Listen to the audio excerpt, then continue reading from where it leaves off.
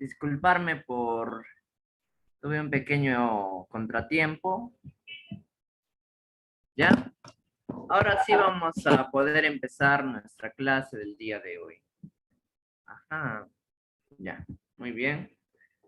A ver, chicos, vamos a ver, ¿no? En realidad ese es, creo, una de nuestras últimas semanas, ¿sí? Porque el día viernes o miércoles, así les voy a dar puras fijas ya para su examen. Por ahora vamos a repasar desde donde nos hemos quedado de los temas, ¿no? Nos habíamos quedado en el tema 5.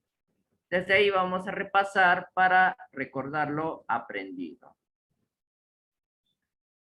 ¿Sí? Además, el primer examen de CEPRE es este miércoles, el segundo es el sábado, y esas preguntas pues también las vamos a analizar en la clase del día lunes, ¿no? Si es que pues aún la tenemos. Entonces, a ver, déjenme compartirles las diapositivas.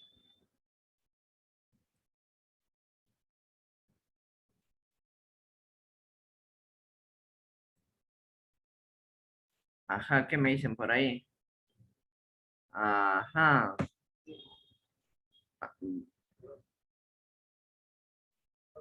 Y entonces, a ver, el examen general, no sé aún cuándo será la fecha, ¿sí? Porque parece que va a ser después de las elecciones, ¿ya? Después de las elecciones parece que va a ser, esperaremos, ¿no? Y a ver, voy a abrir ya, no quiere abrir, un momento. Claro, sí va a haber examen general, obvio.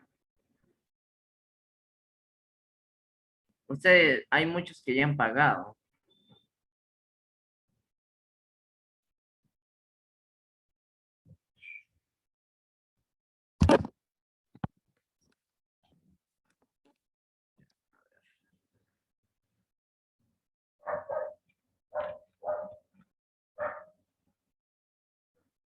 Parece que va a ser después de las elecciones o bien un miércoles, ¿ya? Eso les confirma en cuanto haya fecha exacta.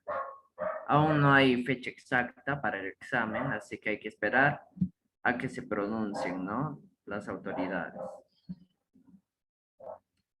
Las fijas, como les dije, va a ser el miércoles, ¿ya? O el viernes, si no me equivoco. Ahí ya vamos a programar, hay un... De todos los cursos, ¿no? Van a ser así, un repaso.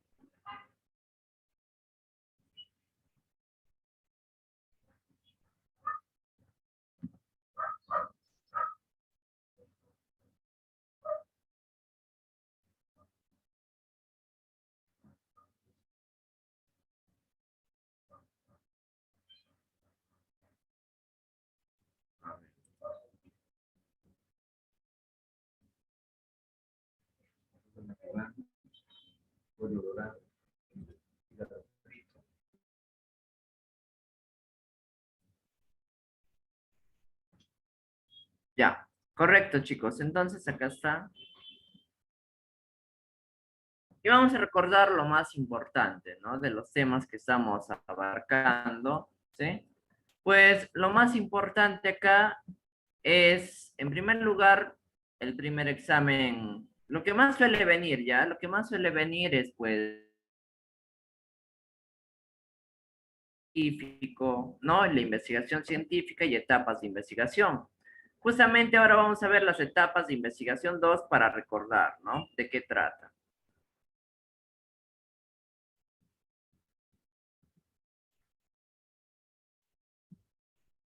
Ya. Cuando yo veo, chicos, etapas de la investigación, es todo lo que se requiere para hacer un estudio, ¿sí? Las etapas de investigación es un proceso con el cual vamos a poder llegar a una conclusión y a incluso recomendaciones. Para eso se hace una investigación, ¿no? Con el objetivo de solucionar los problemas de la sociedad e incrementar el conocimiento.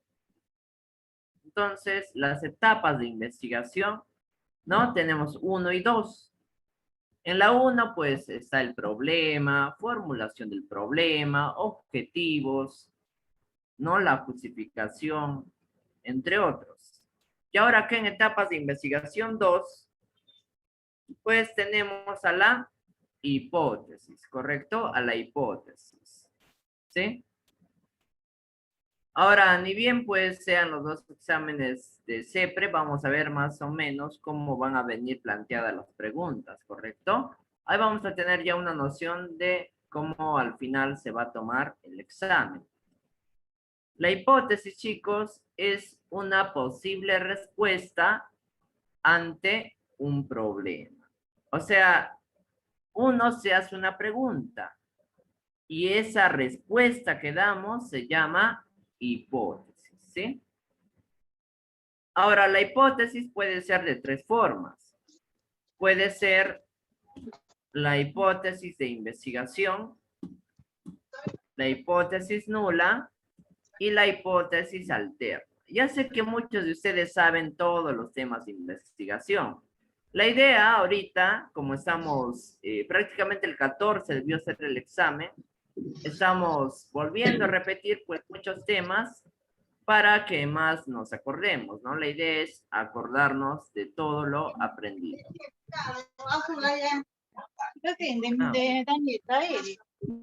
Uy, ya, a ver qué nos dicen por ahí.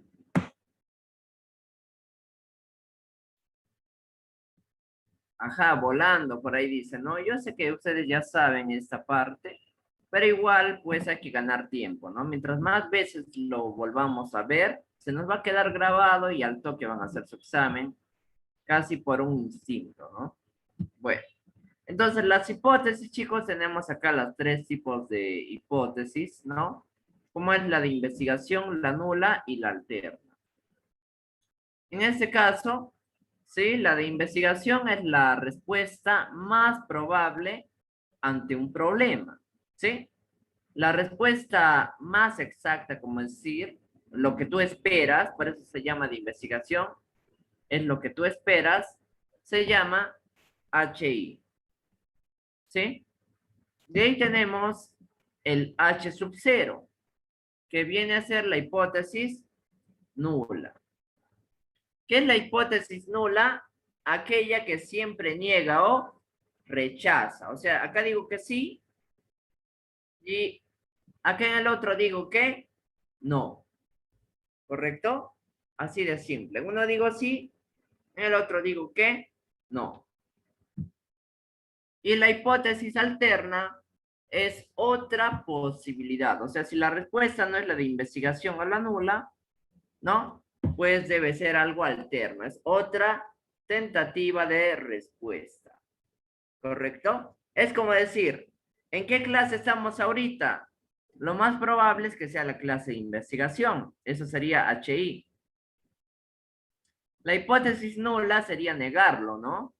Ahorita no estamos en la clase de investigación. Y la alterna sería, no sé, decir, estamos en clase de cívica. Entonces, de esa forma, chicos, funcionan los tres tipos de hipótesis. Acá habíamos hecho varios ejemplos, ¿correcto?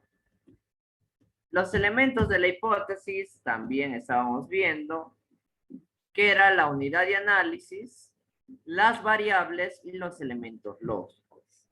¿Qué es la unidad de análisis? La unidad de análisis es qué es lo que uno quiere estudiar, ¿no? ¿O a quién? Más que todo eso, dirigido, ¿sí? ¿A quién está dirigido el estudio?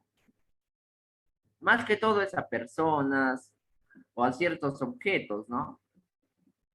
Ahora, las variables son las características, o sea, ¿qué busco de la unidad de análisis? Ya, y por último, los elementos lógicos, ¿sí? Que relacionan a las variables con la unidad de análisis. Acá habíamos visto varios ejemplos, ¿ya? Ahorita estamos haciendo en forma de repaso nomás. Y pues acá tenemos la forma de cómo aceptar o rechazar una hipótesis. Acá le vamos a cambiar, ¿ya? Si el margen de error es, por ejemplo, mayor a 5, acá sería, Se acepta la hipótesis nula. ¿Sí? Así quedaría esta parte. Mire, si el margen de error en una investigación es menor a 5, es decir, 4, 3, 2 o 1, acepto la hipótesis de investigación. ¿Sí? Esta es otra forma de aceptar o rechazar una hipótesis. Pero si me sale mayor a 5, acepto la hipótesis nula. ¿Sí? En el examen, en realidad se está planteando que las preguntas sean fáciles, ¿no? Tanto para el CEPREVAL y para el general, ya que las circunstancias pues no meritan preguntas muy complejas. Entonces, pero si en caso te viene un texto, pues hay que acordarnos, ¿no? Y en el texto me dice, supongamos que se tiene un margen de error del 5 por menor a 5. Entonces, ¿qué acepto? La hipótesis de investigación, aquella que es la respuesta más probable. Y si el margen de error pues es mayor a 5, aceptamos la hipótesis nula, aquella que siempre niega o rechaza. Ahora, en el marco teórico es, en este caso, una forma de englobar, ¿sí? Más que todo teorías, ya otras tesis y todo lo que es posible para aceptar mi investigación. Chicos, acá más se usan las fuentes de investigación. Acuérdense que hay 3 tipos de fuentes, ¿no? Las primarias, secundarias y terciarias. Pero según lo que nosotros hemos visto, según autor, según Woodley, solamente vamos a ver 2 tipos de fuentes. Las primarias y las secundarias, ¿no? Existen entonces para nosotros 2 tipos de fuentes. Ajá, por ahí me dicen, ¿cuándo acepto la hipótesis alterna, profesor? La hipótesis alterna se obtiene cuando en este caso ya se sale el 5% exacto, ¿sí? O sea, cuando vemos de esa forma, con porcentajes, si me sale exacto 5, ¿sí? Lo cual es casi imposible, ¿no? 5, si me sale exacto 5, acepto la hipótesis alterna. Por eso es por lo que, por lo general, solamente se hace en la investigación, o bien la hipótesis de investigación, o bien la nula. La alterna, muy difícil que a veces se tome, ¿ya? Muy difícil que a veces se tome, chicos, porque en realidad esto, pues, no es muy factible que salga, ¿no? No es muy factible, ¿sí? Ya, acá tenemos las partes del marco teórico. El marco teórico se divide en 3 partes fundamentales. Los antecedentes, ¿sí? De ahí tenemos las bases teóricas y por último tenemos el marco conceptual o las bases conceptuales, ¿sí?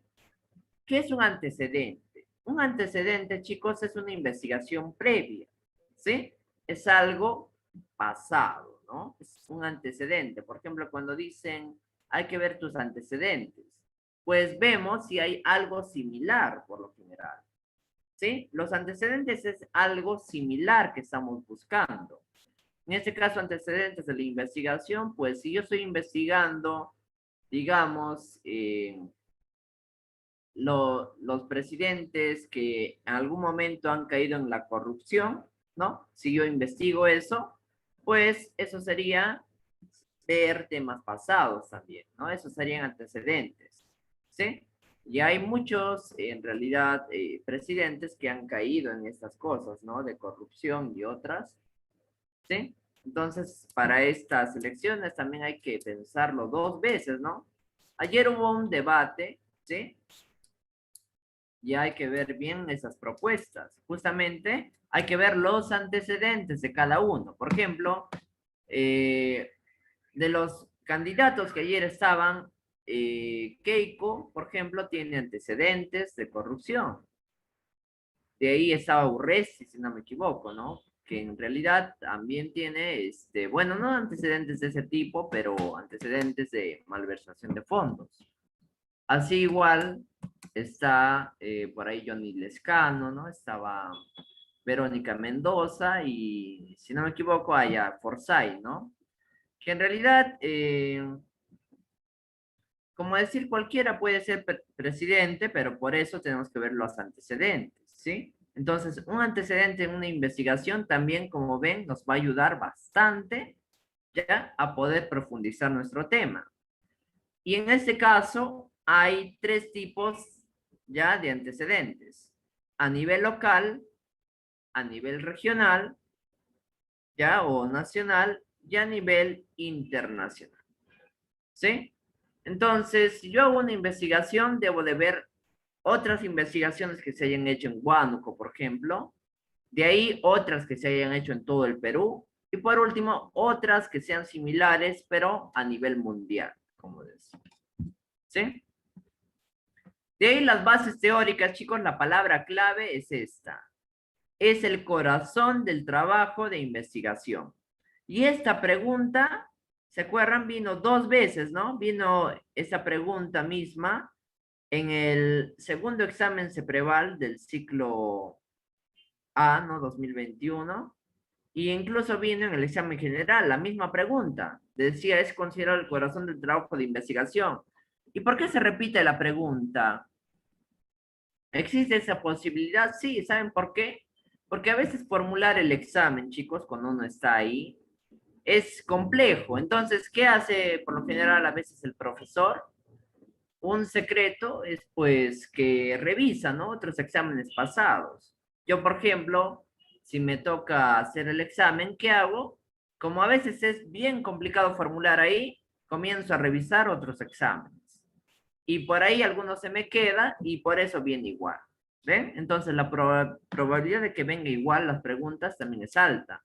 Porque acuérdense que los temas también en investigación son bien cortos, ¿no?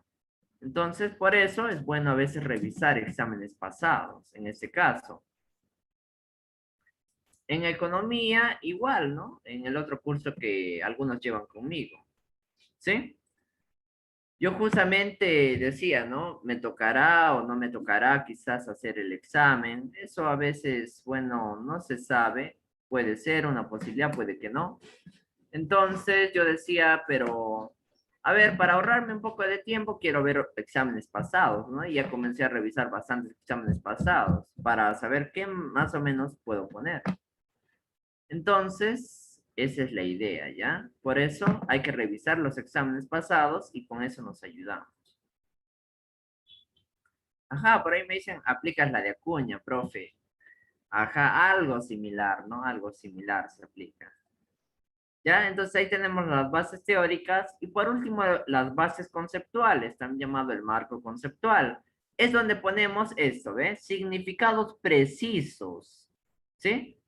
O conceptos principales, ¿ya? O sea, por ejemplo, hablar, digamos, de cómo votar por un presidente, ¿no? De la perspectiva de los presidentes, pueden haber varias teorías, ¿ya? De autores, ¿no? Eso sería bases teóricas en este caso. Las bases teóricas, ¿sí?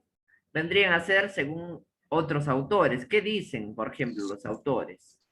Pero ya la base conceptual es una definición única, es una definición ya más precisa, más exacta, ¿sí?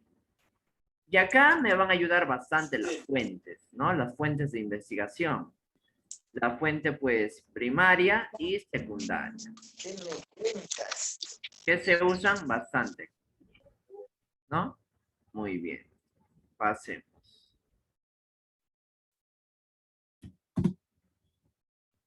Ahí están justamente las fuentes de información o fuentes de investigación.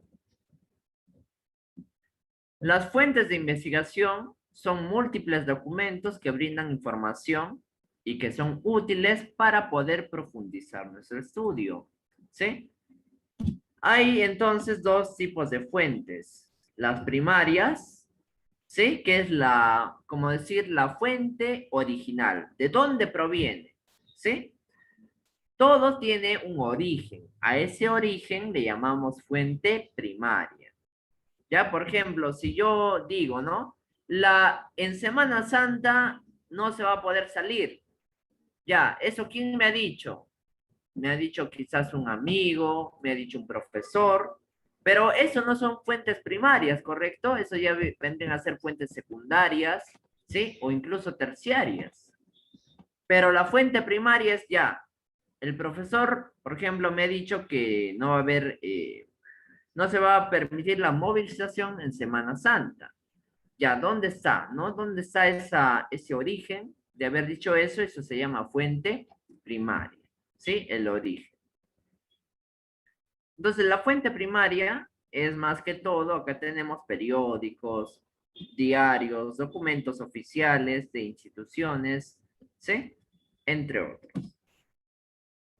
Mientras que la fuente secundaria viene a ser información ya organizada, o sea, ya sistematizada, lo que está listo, ¿sí? Por ejemplo, esas páginas que a veces nos ayudaban en las tareas, como el Rincón del Vago, ¿no?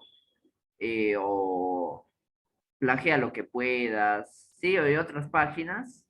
Eso ya son fuentes secundarias. ¿Por qué fuentes secundarias? Porque ya estaba la información organizada, ¿no?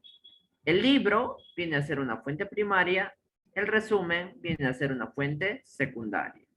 Y por lo general todos los libros tienen fuente secundaria también, ¿no? Si revisan la parte final, ¿sí? O incluso en la introducción, es como una fuente secundaria porque ya nos está dando una información más sistematizada. Ahora, las variables. Las variables, chicos, en este caso, se dividen según su influencia en variables dependientes e independientes. ¿Qué es una variable dependiente y qué es una variable independiente? La dependiente es aquella que, como dice su nombre, depende de otra variable. ¿Cómo así depende? Pues cuando yo a veces veo un título de investigación, digamos, a ver, yo veo un título siguiente. Ya, yo puedo ver acá el título, digamos, elecciones,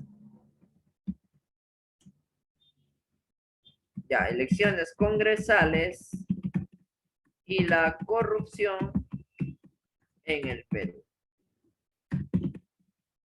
¿sí? Entonces, miren, la corrupción, por lo general, a veces para que incremente o disminuya, depende de las elecciones congresales, ¿no? O sea, puede ser que dependa, ¿saben por qué? Porque en este caso, la mayor parte de congresistas están en la corrupción. ¿Y por qué? Por el dinero, ¿no, chicos? En realidad, ¿por qué la mayor parte de la gente quisiera ser congresista? Sí, es difícil a veces tapar el sol, como dice, con un solo dedo o una sola mano. ¿Sí? No se puede tapar el sol, o sea, no se pueden tapar las cosas, ¿no? La verdad es que todos van por el dinero, ¿sí? Claro, eso es algo inevitable, todos, o sea, sería algo inaudito, ¿no? Decir, yo solo voy para hacer bien a la nación. Esa es mentira, hay que ser más sinceros, ¿no? Yo voy, por ejemplo, yo iría para hacer bien a la nación, pero también iría pues para ganar algo, ¿no? Para quizás tener un mejor sustento, ¿correcto? Eso es ser más sincero. Pero, ¿qué dice los congresistas así? Pues dicen otras cosas. Entonces, miren, acá, por ejemplo, esto es una variable dependiente y hay una independiente. Acá ahí, ¿ven? La corrupción que hay en el Perú depende de las elecciones congresales. ¿Sí? Porque también hay congresistas que ponen a toda su familia, ¿no? En el Congreso. ¿Sí?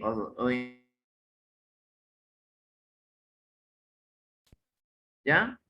Claro, siempre, ¿no? Miren, entonces esto viene a ser, ¿cómo se llama? Variable independiente, ¿sí? Y esta es variable dependiente,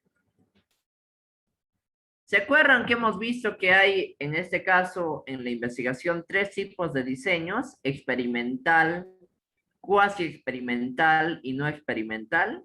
Justamente, la experimental, por ejemplo, significa manipular la variable independiente.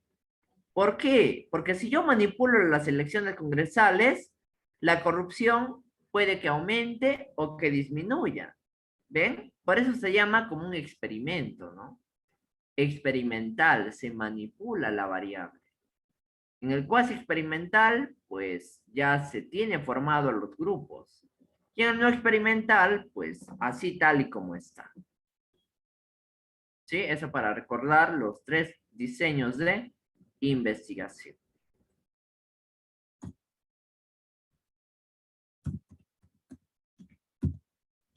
Ahora, según el tipo de variable, pueden ser variables cualitativas y las variables cuantitativas. Esto vino, por ejemplo, en el segundo examen de CEPRE del ciclo A, o claro, fue en el segundo que vino, ¿no? En este caso, ¿en qué tipo de variable se encuentran números infinitos, ya intermedios entre dos números? Por ejemplo, entre el 1 y el 2. ¿Qué tipo de variable sería si encuentro infinitos números, ¿no? O muchos números entre ellos. ¿Sí? Correcto, continuo. ¿Cómo sé que es continuo? En primer lugar, es una cuantitativa. ¿Por qué cuantitativa, profesor? Porque estoy hablando de números. ¿Sí? Los números son cuantitativos, de ahí viene, ¿ve? Cantidad. ¿Ya? Y a esto me refiero, ¿ve? En este caso, las variables pueden ser cualitativas nominales o cualitativas ordinales. Las nominales, en este caso, puede ser cuando hay características como el sexo, estado civil, religión y otros. ¿Sí? Y por otro lado, el ordinal viene de orden. ¿Sí? Es donde hay orden. ¿Ya? ¿Y dónde hay orden? Pues orden tenemos en este caso, en, puede ser nivel de satisfacción con el presidente actual, por ejemplo, con Sagasti, ¿no? ¿Cuál es el nivel de satisfacción que tenemos o que tiene el peruano? Por ejemplo, buena gestión, mediana gestión, mala gestión. Puede ser, ¿ven? Puede ser una forma, ¿no? De ver ordinalmente, ¿sí? Entonces, chicos, en este caso ya vino, ¿no? Ya vino en el examen, como les digo, en el segundo examen Cepreval, una pregunta, pues, muy similar a esto, ¿no? Ahora, en la cuantitativa puede ser discreta y continua. ¿La discreta qué es? Discreta son números exactos, ¿sí? Por ejemplo, decir cosas como la edad, por lo general se calcula discretamente. Discreto es un número exacto, número de alumnos en un salón, ¿sí? Eh, colegios en Huánuco son discretos porque los puedo contar. En cambio, el continuo es algo que no se puede contabilizar o que viene en comas, ¿sí? Por ejemplo, la estatura, ¿no? Puede ser el peso, ¿sí? Puede ser la producción, que es continua. Entonces, todo eso viene a ser.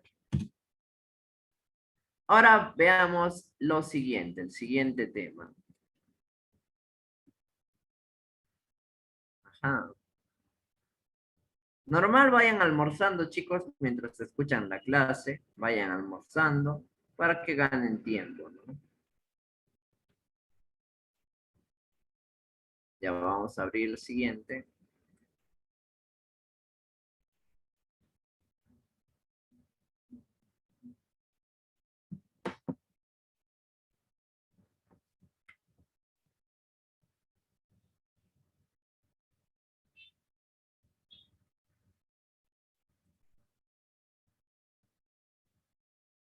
Ya. Ahora pues veamos y recordemos al marco metodológico. Acá lo tenemos.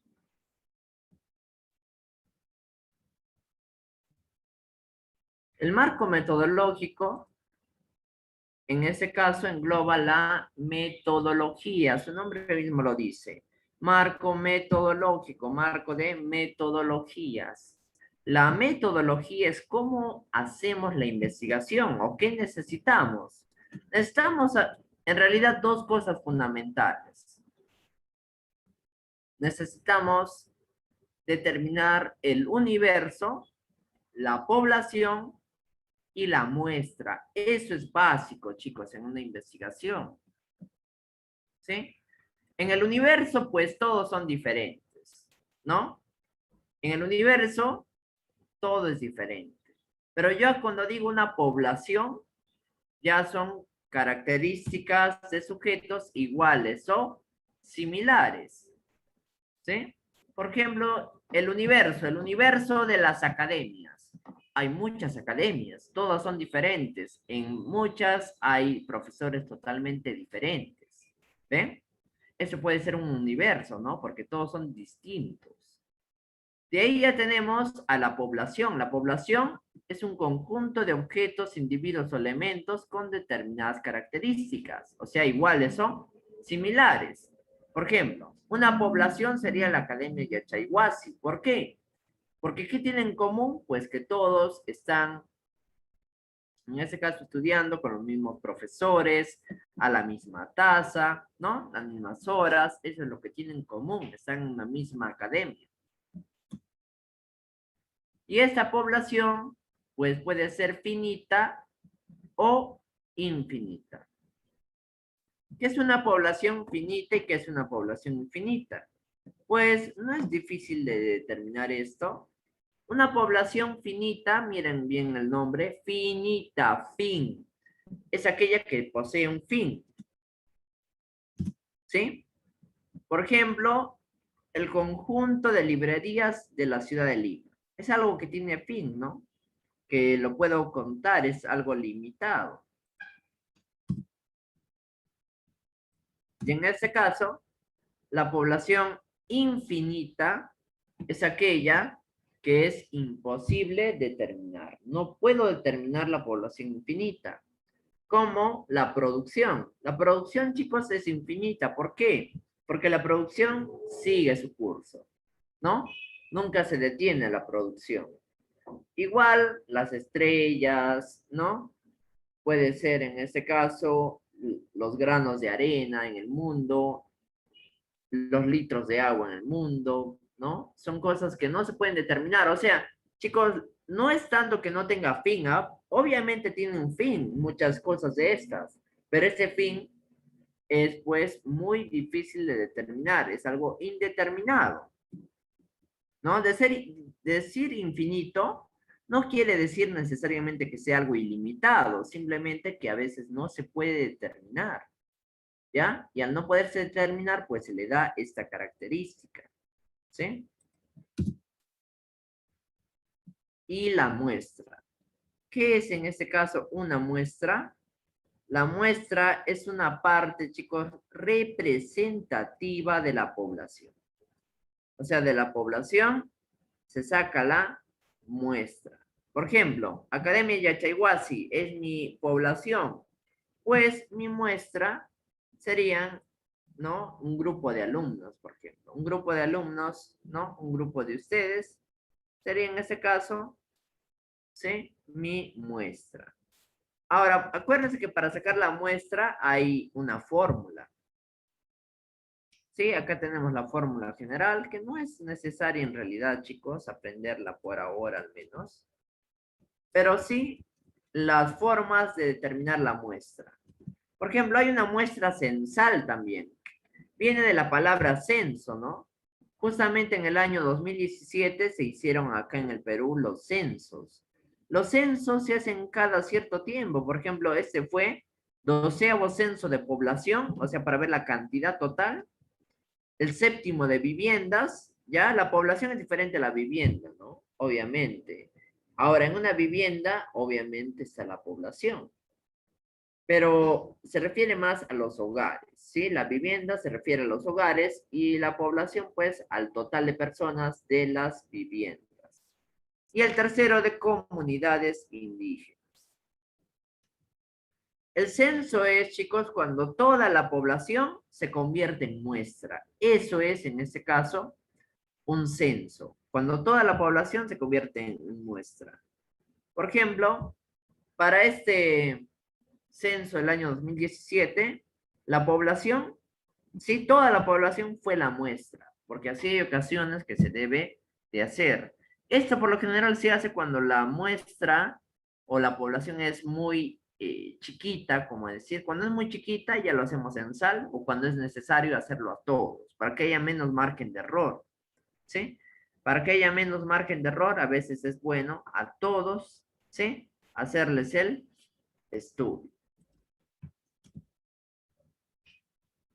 Por ejemplo, uno de los objetivos del censo es saber cuántos somos, cómo vivimos y qué necesitamos. Ahora sí, el muestreo. Acuérdense que hay dos tipos de muestreo, ¿sí? El muestreo, en este caso, probabilístico y el no probabilístico. Miren, ahí está, muestreo probabilístico. Se basa en que todos los individuos o seres tienen la misma probabilidad de ser elegidos. Cuando todos tienen la misma probabilidad de ser elegidos, chicos, se llama muestreo probabilístico. ¿Ya? Cuando todos los individuos tienen la misma probabilidad de ser elegidos. ¿Sí? Ahora, eso es muy diferente al muestreo, en este caso, no probabilístico. En el no probabilístico, pues, es cuando no todos tienen la misma probabilidad de ser elegidos. O sea, por alguna razón se les discrimina, ¿no? Por alguna razón se les puede dejar de lado, ¿sí?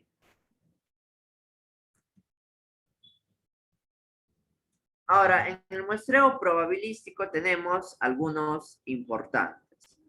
Muestreo aleatorio simple, tenemos el muestreo sistemático y el estratificado, ¿no? Y el por conglomerados también puede ser, ¿sí?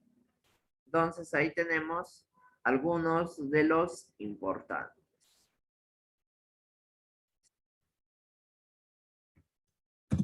Ahora, en el muestreo no probabilístico es más fácil de usar. ¿Por qué es más fácil de usar? Porque en este caso, digamos, yo puedo usar un muestreo por conveniencia. Y como su nombre lo dice, el muestreo por conveniencia viene a ser lo que le conviene al investigador, ¿sí? Entonces, si algo me conviene, es un muestreo no probabilístico. Igual que la bola de nieve, muestreo por accidente, ¿no? Y el muestreo por cuotas.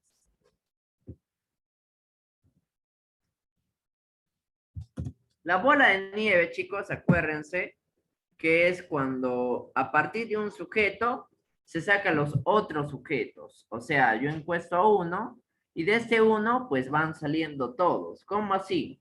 Es una especie de recomendación, ¿no? En este caso, esto es una especie de recomendación, que va uno, de ahí otro, otro, pero a partir del primer sujeto. Yo le pregunto al primer sujeto, ¿conoces a alguien más? Me dice, sí, ya, esa persona. ¿Conoces a alguien más? Sí, ya, esta otra persona. Y el diagrama de Gantt, en este caso, es una herramienta que se usa en la investigación para poder resaltar los tiempos específicos que se harán las actividades. A eso llamamos el diagrama de Gantt, ¿sí? Y en este caso, pues, el diagrama de Gantt viene a ser de esta forma. Ahí tenemos el tiempo en meses o en semanas y cada una de las cosas, de las actividades se van poniendo, ¿no? De acuerdo a la disponibilidad del tiempo. Muy bien. Hasta ahí ya tenemos, ¿no? Prácticamente casi todos los temas. Y el último tema que habíamos visto, ¿no?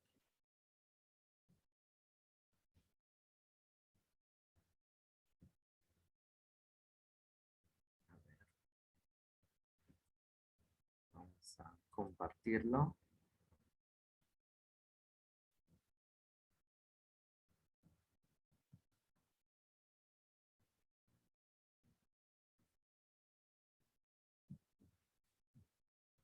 A ver, ¿qué nos dicen por ahí?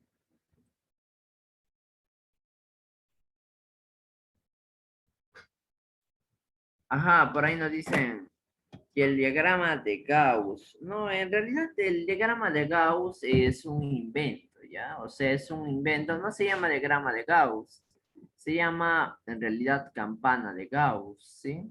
O sea, diagrama de Gauss no existe, en realidad es una campana. Una campana de Gauss es así, pues, de esa forma. Y esto sirve pues para aceptar o rechazar una hipótesis. Se dice que por acá se acepta la hipótesis nula en los costados y dentro se acepta la hipótesis de investigación. ¿Sí? Entonces no se llama diagrama de Gauss, ¿ya? Eso se puso para confundir. En realidad se llama campana de Gauss. Ajá. No, en realidad no, así no viene, así que no se preocupen, es para aclarar la duda de alguien que me ha preguntado por ahí. Listo. Acá tenemos las técnicas e instrumentos de recolección de datos. ¿Qué es una técnica de recolección de datos, chicos? La técnica es cómo vamos a obtener los datos. O sea, la técnica es una forma, ¿sí? De cómo se va a direccionar, en este caso, ¿ya? Los datos de las personas. ¿Cómo yo direcciono para que me llegue de forma más buena, ¿no? Más transparente, ¿sí? Y en este caso, las técnicas es pues como el proceso, ¿no? Y toda técnica, acuérdense, tiene su instrumento. Hay tres técnicas principales. La encuesta, la entrevista y la observación. Son tres técnicas principales, ¿sí? Las tres técnicas que vemos acá son las que más usan los investigadores, pero hay una en especial. ¿Quién no ha usado una encuesta alguna vez? Todos hemos usado una encuesta.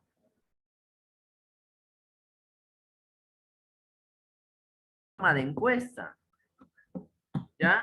Cuando jugábamos, digamos, para rellenar algo, ¿no? Hacíamos sin querer encuestas. ¿Cuál es su color favorito? Incluso a veces a diario, cuando uno quiere hacer conversación, hace como una encuesta, ¿no? Comienzas a preguntar cosas, ¿sí? Y eso viene a ser como una encuesta, ¿no? Pero al final la encuesta, lo que se diferencia del vocabulario normal, como se dice, del diálogo normal, es que la encuesta va direccionada a un tema en específico. La encuesta es para obtener información de un tema específico. Por ejemplo, las redes sociales.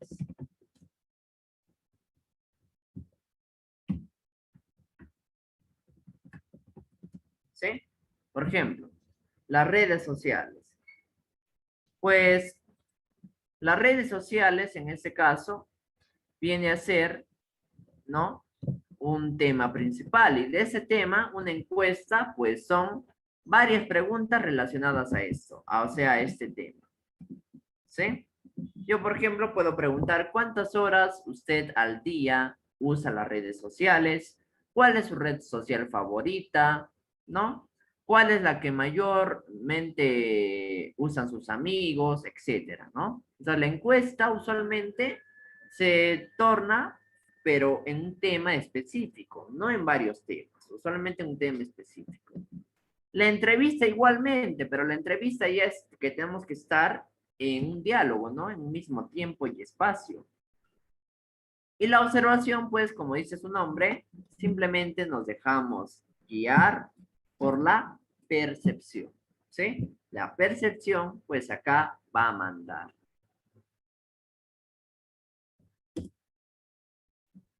La encuesta, entonces, es una serie de preguntas de forma sistemática, ¿sí? La encuesta, pues, muchas veces se inicia con el nombre, ya, o la edad, pero también la encuesta puede ser anónima, ¿sí? No hay ningún problema, pero, por ejemplo, si yo quiero saber la orientación vocacional, pues, tengo que hacer una encuesta con nombre, ¿no? De los participantes. Si no, no voy a saber quién ha dicho tal cosa. Entonces, la encuesta es para eso, chicos. La encuesta es para obtener datos relevantes de la población o de la muestra. Toda técnica tiene su instrumento. Y en ese caso, la técnica de la encuesta tiene igual su propio instrumento. ¿Cuál será el instrumento de la encuesta? Pues el instrumento es el cuestionario. Así se llama. El cuestionario. El cuestionario es la técnica, en este caso, de la encuesta. ¿Sí? Perdón, el instrumento de la encuesta. Técnica, instrumento. Toda técnica, o sea, técnica es el proceso. El instrumento ya es como un material, ¿no? Necesito un material para recolectar los datos. Ya sé el cómo, con preguntas. Ahora necesito algo para recolectar esa información. Estas deben diseñarse, te dice, cuidadosamente. Y hay dos formas de cuestionarios, acuérdense, abiertos y cerrados. Los abiertos es para dejarte a tu libre, ¿no?, opinión. Y los cerrados es cuando ya está englobado en algo específico, cuando ya no se puede tomar otras posibles respuestas, solamente hay algunas limitadas, ¿no? Entonces, ambos chicos se utilizan en realidad. Tanto los cuestionarios abiertos y cerrados se usan bastante, ¿no? Pero lo que más, a ver, se usa, lo que es más fácil, es los cerrados. ¿Saben por qué los cerrados? Porque los abiertos, estar leyendo tu opinión y todo eso, miren los exámenes. La mayor parte de profesores en la universidad, por ejemplo, toman preguntas para marcar, ¿no? Son muy escasos, chicos, los que toman para desarrollar, a no ser que sea en matemática, ¿no? En matemática, obviamente, tenemos que tomar en este caso, para desarrollar. ¿Sí?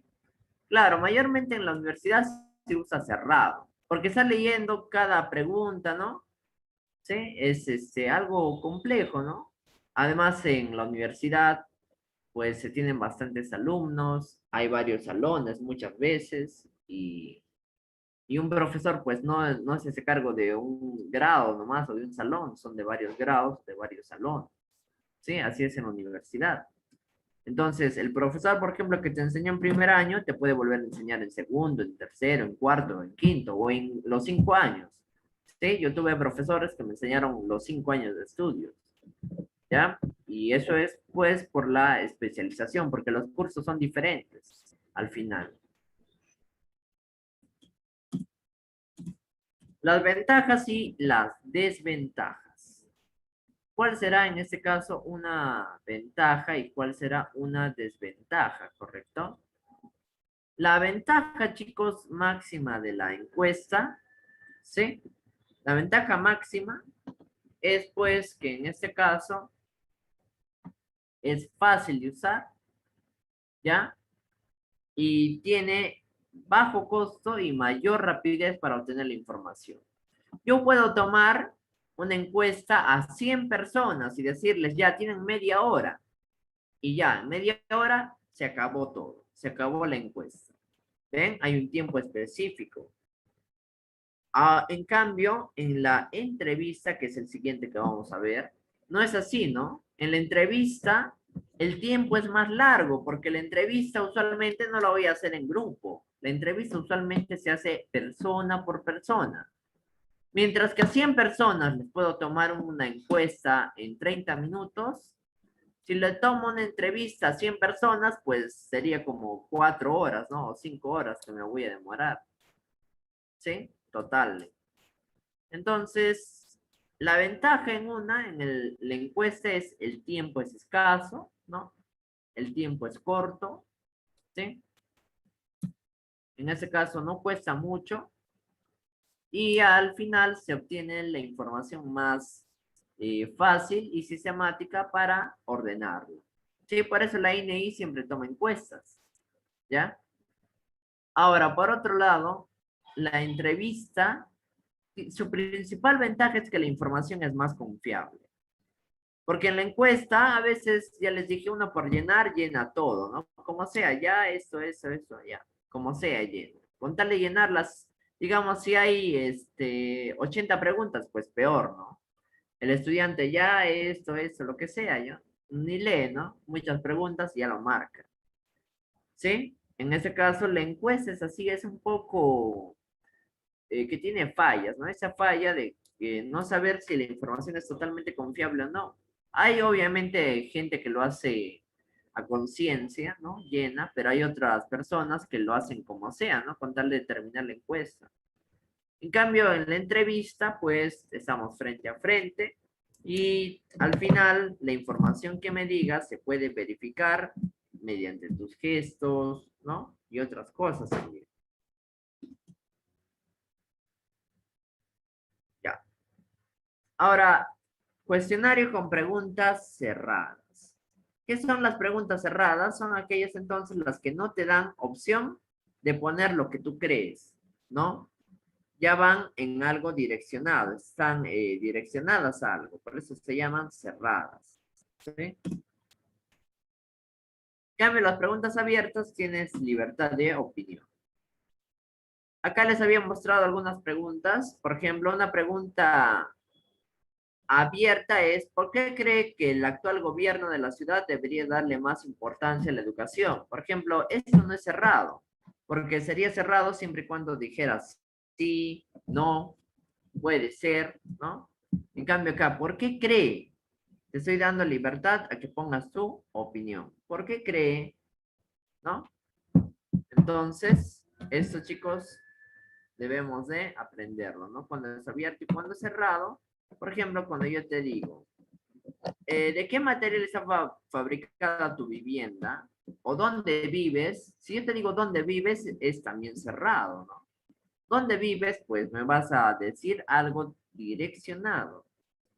¿O con qué aparatos electrónicos usted cuenta? Igual, es cerrado. Ahora, las preguntas, chicos, en este caso, hay preguntas que van a tener dos opciones en los cuestionarios cerrados, se llaman dicotómicas. Y si existen más opciones, se llaman politómicas, ¿sí? Por ejemplo, un cuestionario donde te venga solo sí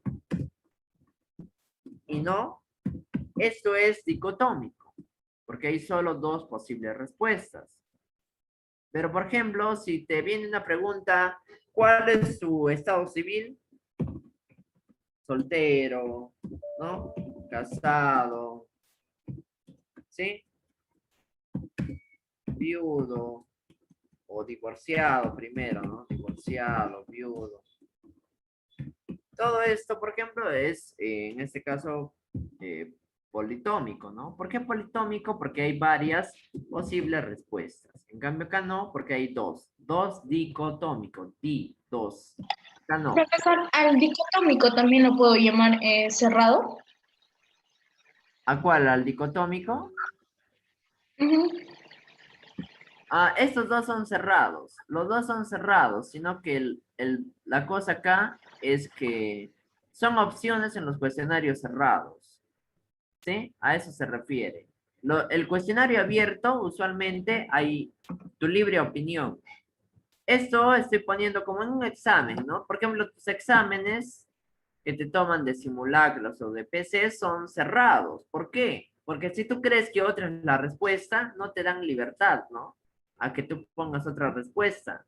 Solamente lo que esté ahí, por eso es cerrado, o sea, se cierra en algo. Es como decir, yo tengo la razón de que uno de estos es la respuesta. O sea, márcame sí o sí uno, ¿no? Entonces, ambos chicos son de cuestionarios cerrados. Tanto el D como el poli, ¿ya? Los dos.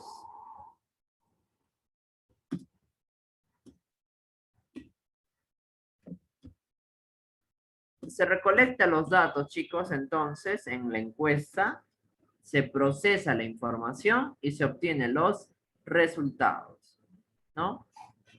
Ahora, te pueden poner un gráfico, por ejemplo, en este caso, se te puede poner un gráfico y decirte, ¿verdad? ¿Cómo se interpreta el gráfico? Creo que ya todos sabemos leer un gráfico, ¿no? Por ejemplo, acá, fácil, esa es la leyenda, ¿no? Como una leyenda para ver qué significa. El color azul es masculino, el color rojo es femenino. Masculino te dice que es el 50%, femenino te dice que es el 50%. La estadística está relacionada por eso a razonamiento matemático, ¿no? Aritmética para saber las probabilidades, conjuntos, todo eso, ¿sí? Porque eso ya es estadística. Justamente, ¿por qué o para qué le sirve el INEI obtener la información? Para mostrarnos estadísticas. Por ejemplo, ¿qué es lo que ahorita nos está haciendo el INEI u otros institutos, ¿no? Por ejemplo, para ver qué preferencia tiene la gente en cuanto a las elecciones que se acercan, ¿sí? Si no me equivoco, el día de ayer ganó Verónica Mendoza, ¿no? Las elecciones, o sea, los resultados, en este caso, de los votantes, si fueran las elecciones el día de ayer, según el debate, pues prefirieron a Verónica Mendoza. Pero así, entonces nos va a servir la encuesta para poder determinar ciertas cosas de la población o de la muestra. La entrevista ya necesitamos estar en el mismo espacio. Yo te puedo entrevistar ahorita, lo malo es que la entrevista demora mucho tiempo. Es, chicos, como un examen oral y un examen escrito, ¿no? Yo te puedo hacer un examen escrito. En el examen escrito, pues, yo les digo, ya, tiempo para el examen, 1 hora. Termina la hora, ¿qué pasaba? El profesor, ya, todos, ¿correcto? Pero a veces cuando venía el suplicatorio, ¿sí? Venía el oral, pues en el oral el profesor demoraba, ¿no? El profesor decía ya, a ver, dime, por ejemplo, ya un tema de historia, ¿no? Dime del horizonte tardío, ¿cuáles son las culturas? ¿Sí? O del horizonte medio, del horizonte temprano. Entonces, ahí comienza, ¿no? Y demora más tiempo porque es persona por persona. No es como en una encuesta que es a todos, ¿no? Yo a todos les puedo tomar, en una entrevista no. ¿Sí? Entonces la entrevista usualmente es más exacta, ¿no? A veces en un examen ya, champazo. Pero oral no. En el oral, a ver, dime, ¿no? ¿Quién es el padre de la historia, por ejemplo, ¿no? Y ya, tú te quedas frío, ¿no? ¿Sí? En una entrevista, pues no te sirve la champa ni nada de eso. ¿Ven? Entonces hay una gran diferencia. En la entrevista yo sé con más exactitud si tú conoces el tema. Deja.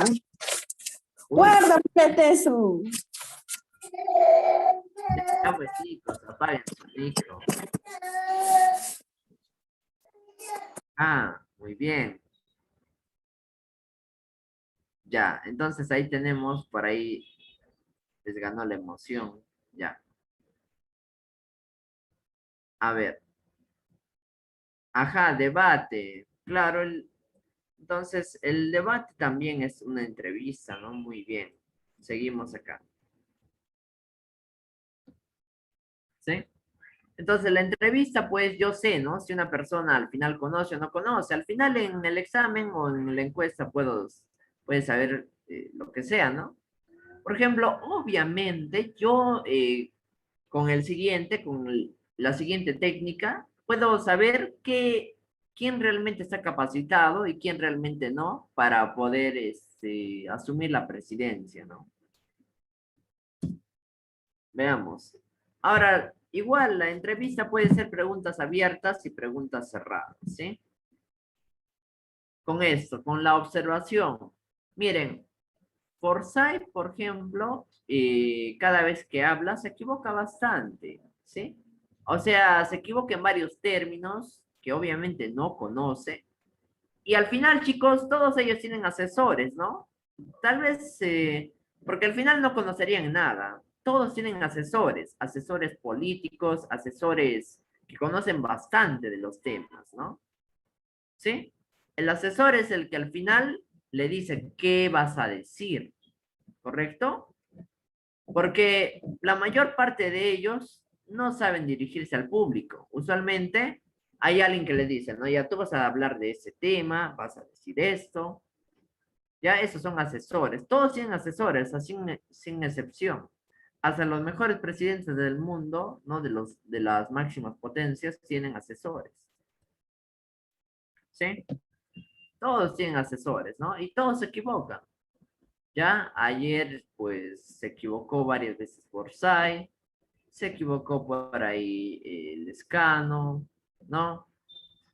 Y muchos otros se equivocan en varios términos, ¿sí? Si anotamos el número de términos que se equivocan, pues está bien equivocarse, pero porque te puede ganar el habla, ¿no? A veces uno dictando clases, digamos, el profesor se equivoca, pero lo importante es retractarse, ¿no? Decir, ya, me equivoqué. Pero ellos no, ¿no? Siguen, es como que realmente no conocen. Entonces, eso es con la observación. Se notan los gestos, ¿no? Por ejemplo, esa vez que a Vizcarra lo entrevistaron para la vacuna, para decirle si se había vacunado o no, le dio un floro, ¿no? Dio, no, que esto no fue así, que no me entiendes que eso fue así, o sea, y con los gestos, con estas partes, por ejemplo, es a la defensiva un poco, ¿no? Sin querer, tus acciones o tus gestos corporales toman acciones defensivas. ¿Ya? Entonces la observación es una buena técnica también, ¿sí? Y esas características de la observación, ahí tenemos las principales características de la observación. Tenemos que la observación es objetiva. Objetiva es imparcial, chicos. Ajá, por ahí nos dicen algo bueno. Profesor, un referéndum vendría a ser una encuesta. Claro, el referéndum es como una consulta popular, ¿no? Es algo así como el plebiscito, ¿no? También un plebiscito viene a ser como una encuesta, ¿no? O sea, no es netamente una encuesta en sí, no se le conoce como encuestas, pero esta técnica usada al final se asemeja bastante, ¿no? Por ejemplo, cuando le preguntaron a Tacna a qué país quería pertenecer, pues dijo al Perú, y eso fue una consulta popular, ¿no? Un plebiscito. Y eso, por ejemplo, es como una encuesta, ¿no? Es como decir, ya, ¿dónde te quieres quedar? ¿Perú o Chile? Ya, Perú, Perú, ¿no? Entonces, sí, se puede decir que un referéndum al final es como una especie de encuesta. ¿Sí? Muy bien. Ahora, la característica objetiva es que es imparcial. ¿Sí? Tiene que ser imparcial. Para que la observación sea buena, tiene que ser imparcial. Acá, a ver qué nos dicen por ahí. Mirar los agricultores de amargos que cosecha papa es observación, ¿no? Correcto. Yo miro los agricultores que cosechan papas. Perfecto. Sí, era dicotómica. Muy bien. Sí, el plebiscito era algo dicotómico, porque era, o quieres pertenecer a Perú o quieres pertenecer a Chile. Es algo dicotómico, porque solo hay dos opciones, pero ya sería politómico, por ejemplo, en este caso, si yo diría, ¿no? Ya quieres pertenecer a Perú, a Chile, a Brasil, a Argentina, a Colombia, Ecuador, y etcétera, ¿no? Ahí ya sería ya politómica, más opciones. Ahora, en la observación, chicos, hay tres elementos. Acá les voy a poner elementos. Los elementos de la observación. Tenemos el observador.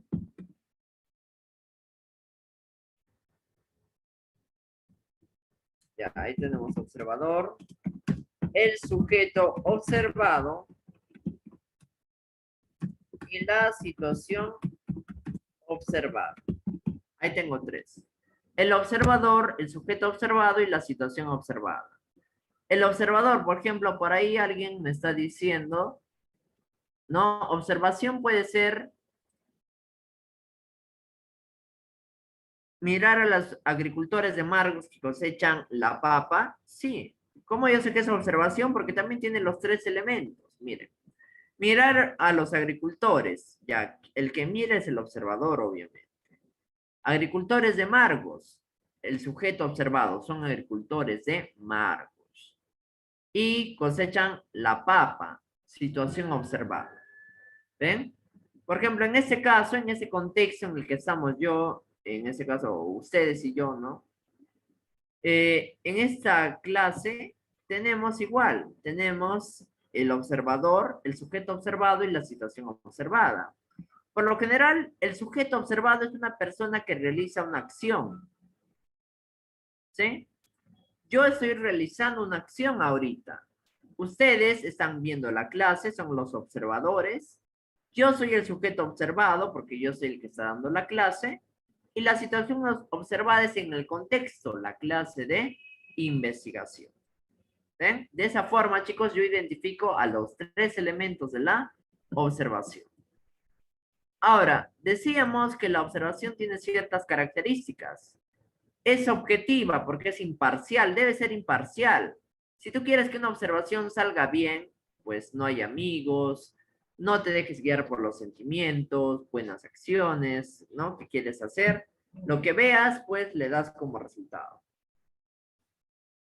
Repetitiva. Es de una observación constante, repetición. Múltiple. Es fruto de varios observadores. Y planificada es cuando se sigue un plan determinado. Ya, y el diagrama de Gantt que ya lo hemos visto. Y pues para terminar veamos la ciencia y el conocimiento, ¿no? Esto ya lo hemos visto hace tiempo, quizás algunos ya se hayan olvidado. Igual pues es bueno recordar, porque recordar es volver a vivir. Vamos a recordar acá.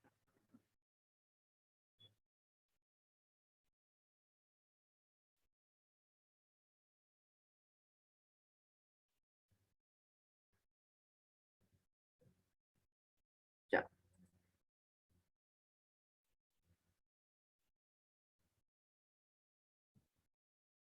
A ver, ¿qué nos dicen por ahí? Ya, ahorita vamos a hacerles acordar, no se preocupen.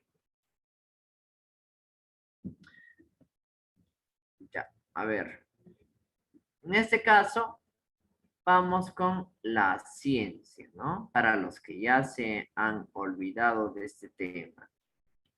Ajá, por ahí me dice, profesor, ¿cuándo será el examen de modalidades? El examen de modalidades está programado para este 28. Si bien recuerdan, el 28, revisen la página de admisión, está programado el examen de modalidades. De eso, hasta ahora no se ha dicho que va a haber un cambio. ¿Sí?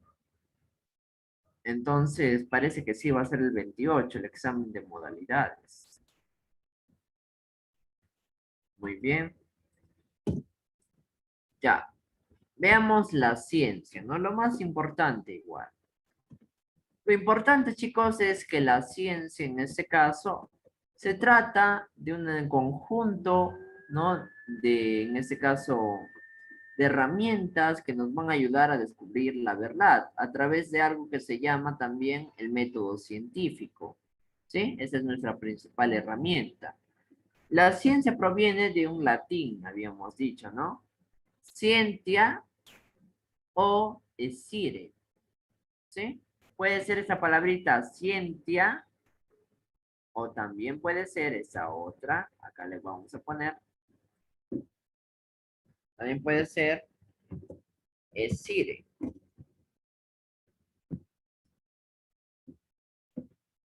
Ahora, ¿qué diferencia hay? Esire significa netamente saber y ciencia significa conocimiento. Al final son lo mismo, ¿no? Porque el saber y el conocimiento es igual, solamente que el saber es como si fuera en singular y el conocimiento es como si fuera en plural, porque cuando yo veo el concepto de conocimiento, el conocimiento te dice que es un conjunto de saberes, ¿no? Entonces ahí tengo la etimología. Entonces, la ciencia describe a todo lo que puede ser adquirido y puede ser verificado, ¿sí? Con principios, leyes, teorías y otros.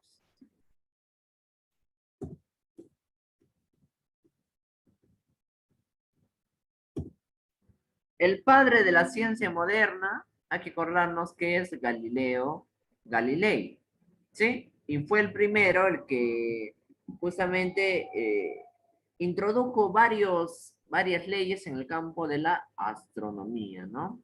Y su mayor aporte es pues la teoría heliocéntrica o metodología experimental también. Por eso es conocido Galileo como el padre de la ciencia moderna. Bien.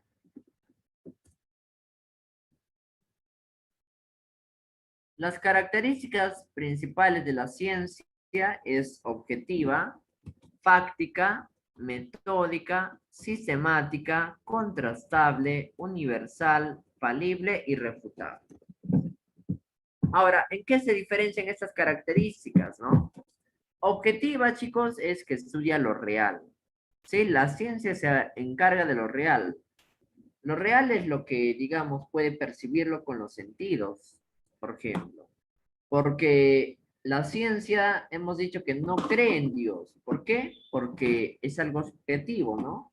No hay hechos que demuestren la existencia de Dios. Entonces la ciencia dice, si no lo puedo demostrar, no es mi campo, ¿no? No existe. Fáctica, porque estudia los hechos. Metódica, fácil, usa un método. Sistemática, viene del sistema. El sistema es un orden. Contrastable, que se puede verificar, experimentar. Universal es para todo. Falible no viene de fallar, falible, fallar. Refutable no es del todo exacta. El objetivo principal de la ciencia, chicos, es buscar la verdad. Buscar la verdad para dos cosas: aumentar nuestros conocimientos y solucionar los problemas que afectan a la humanidad. Entonces ahí tenemos, ¿no? El objetivo primordial de la ciencia es la búsqueda de la verdad, y para ello se apoya de un instrumento principal que se llama el método científico.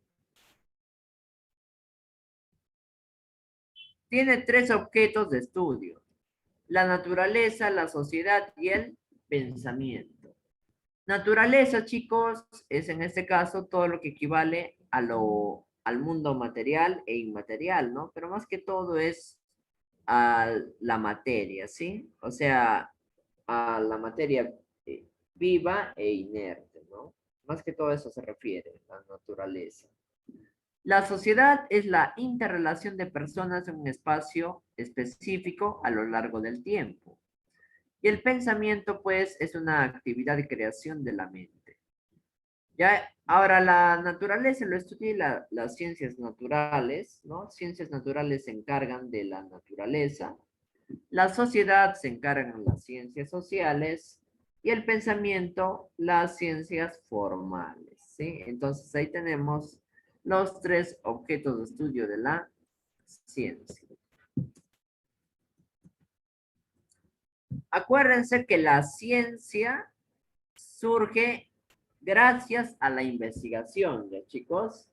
O sea, cuando te pregunten cuál surgió primero, la ciencia o la investigación, la investigación hizo posible al desarrollo de la ciencia, ¿ya, chicos? Cuando yo estaba haciendo ciencia, estaba haciendo el conocimiento científico. La persona que hace ciencia hace conocimiento científico, ¿correcto? Entonces, la investigación desarrolló al conocimiento científico, ¿no? Cuando yo investigaba sobre temas trascendentales del espacio físico, ¿no? De los cuerpos, ¿sí? Estaba haciendo conocimiento científico. Gracias a eso, pues, se da la ciencia, y la ciencia dio origen al método científico, ¿no? Para ayudarse, para esclarecer varios temas que a veces es difícil de tratar o entender en un solo momento. Profe, ¿Sí? No escuché bien qué has dicho. La investigación desarrolla la ciencia. Mi internet está fallando. Ya, ahorita lo repetimos. La investigación desarrolló al conocimiento científico, ¿sí? O sea, cuando tú hacías la búsqueda de ciertos temas, como la experimentación y otros, estabas haciendo investigación. Pero gracias a esta investigación se desarrolló el conocimiento científico. Gracias al conocimiento científico existe la ciencia entonces. Y gracias a la ciencia existe el método científico. ¿No? A ver, ¿qué nos dicen por ahí? Profesor, en la práctica de hoy decía que está en base de la experiencia empírica, otra alternativa. Ya. En la práctica de hoy decía que está en base de la experiencia. No había empírica. Ya. Si está en base a la experiencia, puede ser sensorial. Lo sensorial también es empírico. ¿Sí? Lo sensorial es por los sentidos. Y los sentidos también se dice que es la experiencia. ¿Sí? Entonces, no había eso, ya puede ser sensorial, ¿no?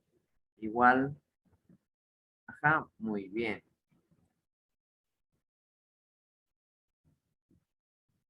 Ajá, por ahí me dicen ok, ok, ya, muy bien. A ver, ¿qué más nos dicen por ahí sus compañeros?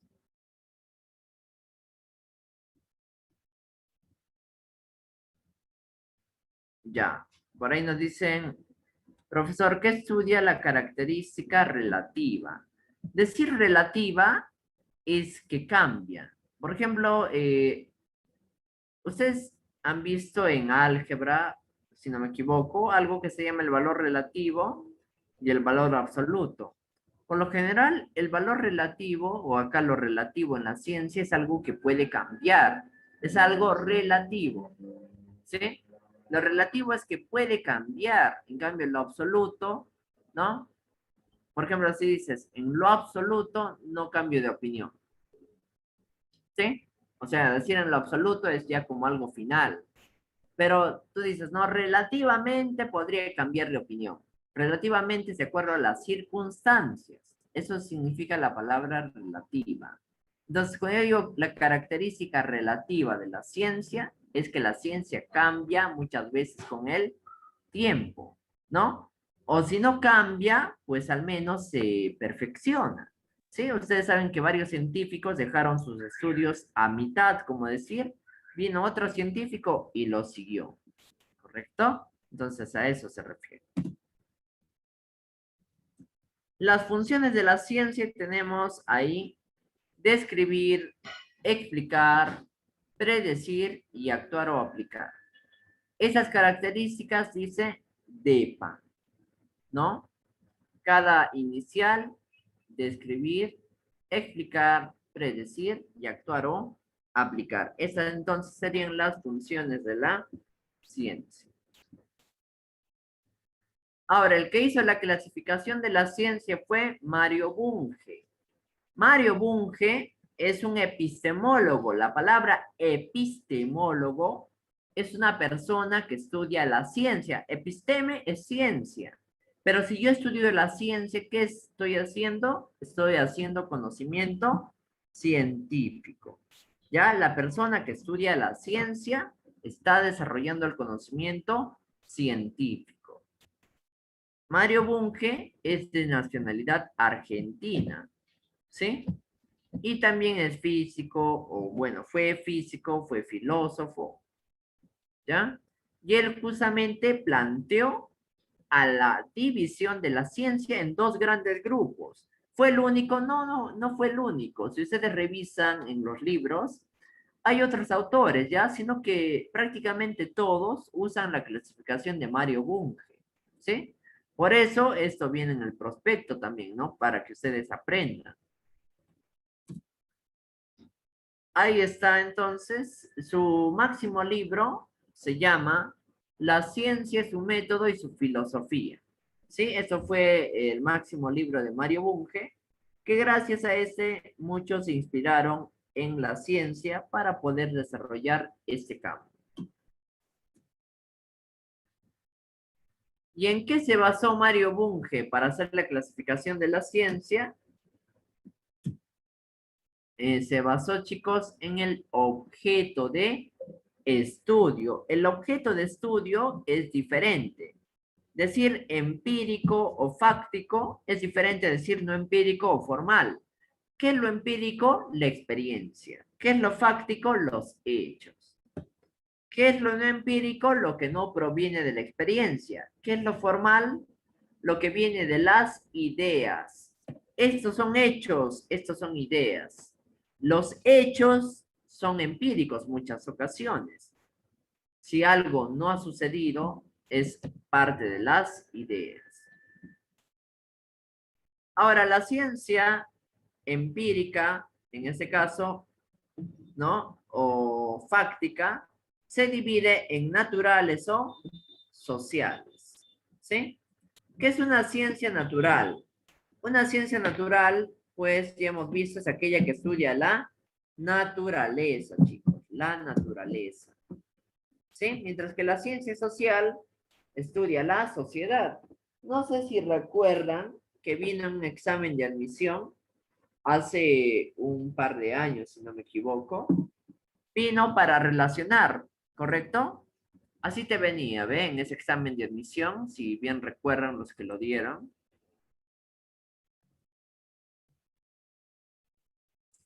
A ver, venía algo así. Venía, por ejemplo, ingeniería civil, ¿no? Claro que de otra forma el gráfico, pero así venía ingeniería civil, economía y medicina humana. ¿Ya? Y ahí te decía a qué tipo de ciencia pertenece, ¿no? Te venía como para relacionar, ¿sí? Por acá, ¿no? Entonces, ciencia fáctica y por acá te venía ciencia forma. ¿Cuál de los dos pertenece? Pues fácil, ¿no? Totalmente fácil. La ingeniería civil, ¿sí? Todo lo que sea matemática, es parte de las ideas, chicos, del razonamiento. Por lo tanto, la ingeniería civil viene a ser una ciencia formal. ¿Sí? La ingeniería es una ciencia formal. Mientras que la economía estudia la sociedad, ¿no? La sociedad es algo que ha pasado en realidad, ¿sí? Hablar de la ilustración, del renacimiento, ¿sí? Y otras cosas es hablar de economía también, ¿no? De la sociedad. Y la medicina humana y las ciencias naturales, que también son ciencia fáctica. ¿Ven? Esto vino ya en un examen de admisión, por eso les digo, hay algunos de ustedes que lo dieron, si no me equivoco, sí, en esa ocasión. Entonces, de esta forma se relacionaba. Anatomía, profe. Estas ciencias prácticas, ¿no? Claro, anatomía también. Todo lo que sea anatomía, biología, física, incluso química, toda esa ciencia fáctica, porque acuérdense que física, por ejemplo, no es matemática, ¿no? Muchos relacionamos que física es matemática. Claro, lo vemos en forma de matemática, pero son hechos que sí suceden. Por ejemplo, caída libre, la gravedad, son hechos, no son ideas. La gravedad no es una idea, la gravedad es un hecho. Si yo lanzo un objeto, cae. Es algo que sí sucede, ¿ven? Astronomía igual, ciencia fáctica. La psicología también es una ciencia fáctica, ¿ya? La psicología también porque estudia más que todo a quién, a las personas, ¿correcto? Y lo que le sucede a las personas es algo con hechos, ¿sí? Entonces, ahorita vamos a ver, miren, acá vamos a verlo. Ya. Acá sabes, sociales puede ser psicología, política, derecho, antropología, historia. Natural puede ser astronomía, química, biología. Y las no empíricas es la teología. La teología, por ejemplo, son ideas, no son hechos. ¿Correcto? La teología, si se dan cuenta, es solamente ideas. La literatura también son hechos. ¿Por qué? Decir quién escribió, ¿no? O dónde se escribió, o cuándo, digamos, la Eneida, la Odisea, la Iliada, ¿sí?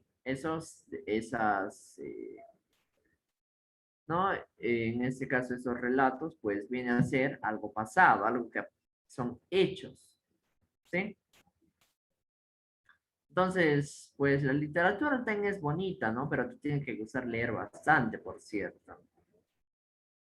Muy bien. Y acá tenemos la teología. Por ejemplo, la teología son solo ideas. No podemos demostrar con hechos que Dios ha existido. Como no puedo demostrar con hechos que son ideas. La lógica, la matemática. Al final, chicos, demostrar es, por ejemplo, decir, dime por qué 1 más 1 es igual a 2. ¿Sí? Pero no. En las matemáticas tenemos que 1 más 1 es igual a 2, pero no podemos sustentar eso realmente. ¿Sí? O sea, eso queda acá en el razonamiento. Es razonar, ¿no? Es pensar. ¿Sí? Pero al final son solo ideas. Porque al final 1 más 1 podría ser igual a 3. ¿Sí? Podría ser igual a 3. O podría ser igual a 4. ¿No? Entonces solo son ideas. La idea es que alguien planteó que 1 más 1 es igual a 2. La tabla de multiplicar. Todo eso son ideas al final. ¿Sí? No es algo que se demuestre con hechos. Y la filosofía, chicos, igual, es algo que solamente queda en las ideas. ¿Sí? No puedo mostrar con hechos. Ajá, ¿qué hablas, profe? Por ahí dice. No, en serio, chicos. Miren, por ejemplo, bueno, eso les he profundizado a los chicos que estudian, que están llevando conmigo economía, ¿no? En economía, chicos, buscamos la demostración de todo, ¿sí? Esta es una ciencia exacta, ¿ya?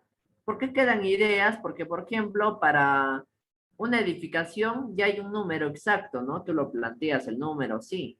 Pero en economía hablamos más de por ejemplo, de la inflación, todo eso que son números, bastante números, pues es explicar, ¿no? Ya, ese número, pero ¿por qué? ¿Sí?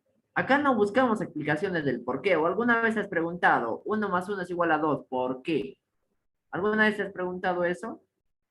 Simplemente a ti en el colegio te dijeron 1 más 1 es igual a 2, 4 por 4 es 16 o camioneta, ¿no? 5 por 5 es 25, etcétera. Pero las preguntas del por qué se hacen acá. Y el por qué tiene hechos, ¿ya? Por lo general, y si no tiene hechos, pues queda acá. 1 manzana más 1 manzana es igual a 2 manzanas, por ahí nos dice. Así me enseñaron. Ya, muy bien. Pero al final son solamente esto, por ejemplo, parte de ideas, ¿ya? Según Mario Bunge, forma parte simplemente de las ideas que tenemos. O sea, los números surgieron como qué, como ideas, no surgieron como hechos. El número, ¿sí? No está acá. A ver, el 1, tráeme el 1, ¿dónde está el 1? ¿Me puedes demostrar acá el 1? O sea, ¿hay hechos de que existe el 1? En otras palabras, no, no hay hechos de que existe el 1, ¿sí? ¿Ven? Como no hay hechos de que existe el 1, entonces, ¿qué pasa? Es una ciencia formal. En cambio, a ver, digamos que el billete ya no valga en una inflación. Demuéstrame con hechos que ya no vale. Acá está. Ya no vale. En este caso, la moneda de Venezuela, ¿no? Ya no vale. Con hechos, anda a comprar, ya no vale. ¿Sí? Igual en la política, en el derecho, en todo eso yo puedo demostrar con hechos. ¿Dónde queda Huánuco? Queda en tal lugar, ¿no? En un mapa, ¿sí? Etcétera, en globo terráqueo. Se puede demostrar dónde queda, ¿no? En latitud, en longitud, etcétera, y llegamos. ¿Ven? Ajá, por ahí me dice, sí, Si uno no existe, entonces, ¿por qué dicen uno nunca sabe? Ajá, muy bien, es que eso es filosofía, acá estamos. ¿Sí? La filosofía, ustedes llevan filosofía, ¿correcto? Es un mundo muy complejo e interesante. Ahí justamente en la filosofía es donde uno se pregunta por qué existo o solo sé que nada sé, eso son filosofías, ¿no? En ese caso, la filosofía no se puede demostrar, pues chicos, son ideas simplemente, ¿sí? Entonces, Mario Bunge se basó en esto, en el objeto de estudio. Uno lo demuestro con hechos, en el otro no puedo demostrarlo con hechos, solamente quedan las ideas. ¿Sí? Hechos, ideas, eso es lo básico. Ahí está. Objeto de estudio de la ciencia fáctica, los hechos. ¿Sí? Objeto de estudio de la ciencia formal, las ideas. Es que solo existen en la mente humana. Por ejemplo, el uno, como les digo, solo existe en la mente humana. No existe como tal acá. ¿Sí? Por eso les digo. Ahora, Dios igual, ¿no? En este caso, la ciencia dice, no hay el cuerpo, no hay hechos reales, o sea, hechos, como decir, fuentes que realmente ha existido, entonces solamente queda acá, te dice la ciencia. ¿No? Pero sí es un tipo de ciencia. No estamos diciendo que al final no es al final es un tipo de ciencia formal. ¿Correcto? Es un tipo de ciencia formal. ¿Sí? O exacta.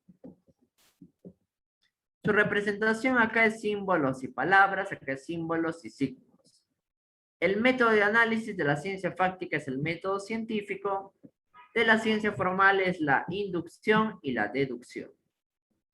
La ciencia fáctica se demuestra en la práctica, ¿sí? En la práctica o en los hechos yo demuestro al final, ¿no?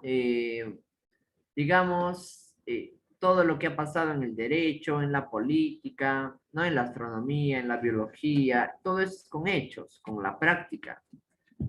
Pero acá no lo puedo demostrar, solamente lo demuestro con teoremas, con razonamientos. Entonces no hay que olvidarnos, ya chicos, todo lo que es matemática es una ciencia formal, incluido la teología y la filosofía, ¿sí? Por eso la filosofía es tan compleja, lo que a veces quedan ideas es muy complejo, ¿no? Por eso hablar de la existencia de Dios también es muy complejo, porque son ideas. Pero si hay hechos, es más fácil, ¿no? Ahí está el hecho, por ejemplo, ya es más fácil. ¿Ven? Cuando hay hechos, es más fácil. Cuando no hay hechos, es bien complejo. Profe, la astrología también, el estudio de los astros, ¿no? También en este caso es una ciencia fáctica, ¿sí? Ciencia fáctica. Astronomía igual, ¿ya? Entonces, ambos. La ciencia fáctica, a ver, amigo José, ¿cuál es la duda? Por ahí vi que alguien levantó la mano.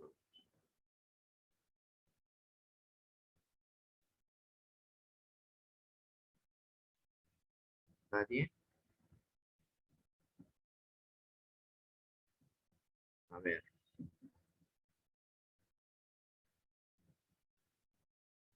Ah, me confundí, dice. Ya, no hay problema.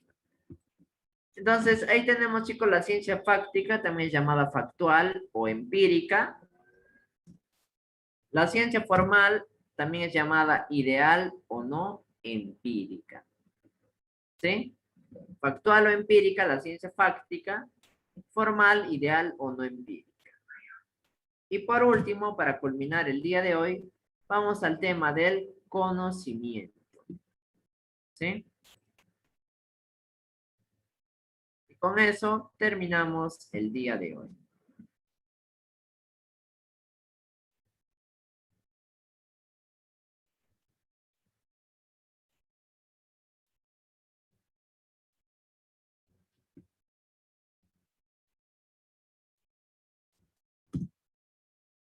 A ver qué nos dicen por ahí.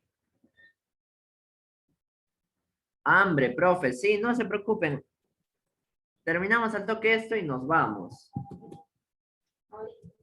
Ya. A ver, chicos. El conocimiento, chicos, lo más importante es que tenemos 3 niveles. ¿Sí? El nivel, ¿cuáles son los niveles? Sensorial, conceptual y holístico. Sensorial por medio de los sentidos, conceptual por medio de teorías y conceptos, y el holístico es internalizar todo, verlo como un todo. ¿Ya? Esos serían los niveles del conocimiento. Sensorial, conceptual y el holístico. Bien. Y los tipos de conocimiento. Con esto nos vamos. ¿Qué nos dicen por ahí? Amplio conocimiento holístico. Muy bien. Es el amplio conocimiento. De ahí tenemos los tipos. Conocimiento empírico que se basa en la experiencia. Tenemos el conocimiento científico. Se basa en la experimentación, chicos. En el método científico. En eso se basa, en este caso, el conocimiento científico. ¿Ya? En la experimentación. De ahí tenemos el filosófico, que es una reflexión, se reflexiona sobre los diversos temas, ¿sí? Y el teológico. Acá yo les había dejado este cuadro, ¿no? Por ejemplo, el empírico, chicos, se puede verificar al igual que el científico. En cambio, el filosófico y el teológico no se pueden verificar. Al no verificarse, son infalibles y exactos, porque no se pueden verificar. Yo no puedo verificar la filosofía, no puedo verificar la existencia de Dios. Entonces es infalible. ¿Por qué infalible? Porque no falla, no hay forma de fallar. Son ideas. En cambio, los dos primeros, el empírico y el científico, son falibles. ¿Sí? Son falibles porque suelen fallar. ¿Ya? Muy bien, chicos. Por ahí, muy bien. Entonces, esto lo profundizamos la siguiente clase, ¿ya? Muy bien. Ya, chicos, hasta ahí entonces nos vamos a quedar el día de hoy. Hay muchos que me están escribiendo que no han ido a almorzar o no han almorzado. Ya, profesor. Profe, ¿No? Ya nos vemos bien. Profesor, Profe. la última preguntita, ¿qué examen de qué va a ver? ¿El primer examen? No te escucho bien. No sé quién estará hablando. No se le escucha bien. Profesor, soy Laura, le estoy preguntándole, el miércoles se va a llevar a cabo el primer examen, me dijeron, ¿qué hora va a ser? Ah, el primer examen se prevale. ¿Correcto? Sí, profesor. Ya, el primer examen se prevale igual en la tarde, de 2 a 3:50 la hora de entrada y de ahí ya a las 4 empieza el examen. Sí, eso es lo que hasta ahorita se dice, pero igual cualquier cosa se les va a comunicar, ¿ya? No se preocupen. Ya, profesor, chévere, Ya. gracias. Ya, chicos, cuídense bastante, ya nos vemos la siguiente Profe. clase. ¿Sí, profe, amigo? ¿me escucha? Sí. El saber científico y sus resultados, ¿qué conocimiento tiene? Ese es el Yo soy de- filosófico, amigo, porque eso explica mucho más. O sea, el saber científico y los resultados, explicarlos, es mucho más ya. Y eso es la filosofía. La filosofía explica una dimensión universal también. ¿Ven? Entonces, eso sería, amigo. Bueno, entonces, chicos, ya nos estamos viendo en la Gracias, siguiente profe. clase. Cuídense y nos vemos. Hasta luego con todos, chicos. Chao, milagros. Hasta luego, chicos. Chao, profe. Hasta luego con todos.